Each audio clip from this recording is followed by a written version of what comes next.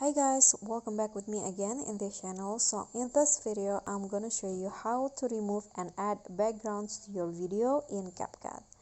So first you can just add your videos to CapCut and then remove the background first. So just click on the videos and then find the cutout option, then click on remove background.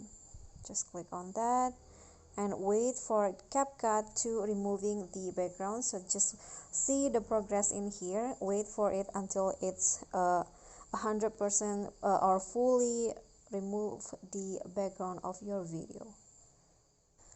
Okay, so now the background has been removed and you can see that the background is now become black like this. And to change the background to add a new background, you need to go to canvas and click on background. So basically these three options will add backgrounds to your video. You can add a solid color like this, you can add a background image, or you can just add a blur background like this, for example.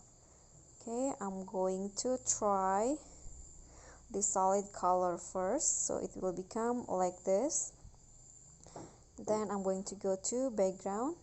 So you can add your own background by clicking on this plus image and then choose the background from your gallery, or you can also use the background provided by CapCut, for example in here, this background right here.